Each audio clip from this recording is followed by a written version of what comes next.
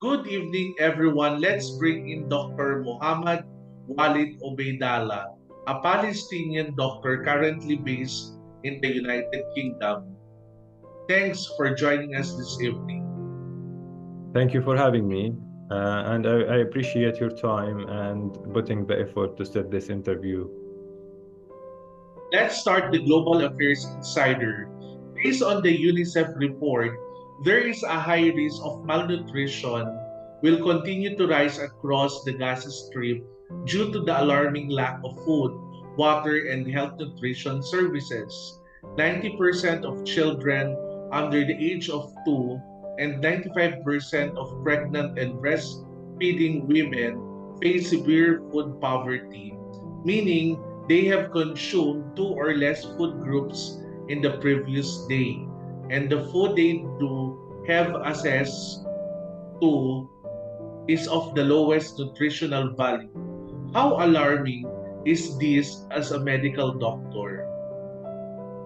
So I just made me think about when I'm doing my medicine and my training and seeing patient here, is that you try to provide them with all the supplements, the iron tablets, and all what they need as a pregnant woman or as a children.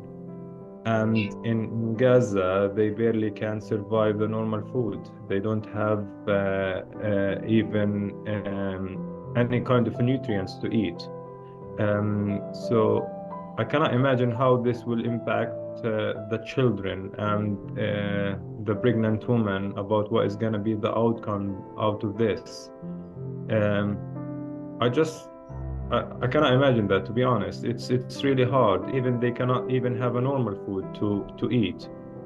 So they have been eating from animal food, and this is kind of, you can imagine what is kind of the impact this is going to be affecting in your physical aspect, or even about you, about the, or as a children, to how they're going to grow up with this.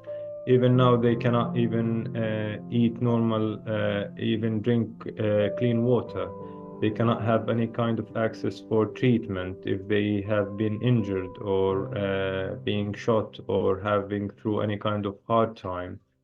So yeah, it's gonna be a huge impact, I would imagine, and it's gonna not gonna be ended with when this war is gonna end, and the impact will stay for many, many years to come. Based on the UNICEF report, due to, due to security and access challenges throughout the Gaza Strip, it is nearly impossible to collect anthropometric data to measure rates of acute malnutrition. Collection of anthropometric data, or the MUAC, was only possible in two areas, the North Gaza and Rafah, among children under 2 years of age. How important is MUAC or the MUAC? So I imagine that it's now a hard time to do this kind of intervention and asking for data and collect this kind of stuff. But basically now we are talking about like this more important as these kind of measurements. Because basically they not even have an access to normal kind of food with normal nutrients. We're not talking about any supplements or any kind of extra stuff to improve their health or things. We are talking about the minimum and the basic, and they barely can get it. So they cannot have any kind of food or normal like normal food or normal or clean water or any kind of basic stuff to survive. And as you mentioned in the introduction, most of the population in Gaza are children, and there's a lot of pregnant women. So I would imagine that the impact and the influence of this is going to be really hard and harsh, and it's going to be hard to measure it at this moment, but the impact will be definitely worse and gonna be really harsh after this war is gonna be end, and we start to investigate more about what has the impact and the effect of this war has caused on the children and the pregnant women. Having said all these things, what temporary measures should be installed at this point of time? So the only things I was having in my mind to just make sure that the people are safe and can stay alive and can get access for food and can get access for treatment.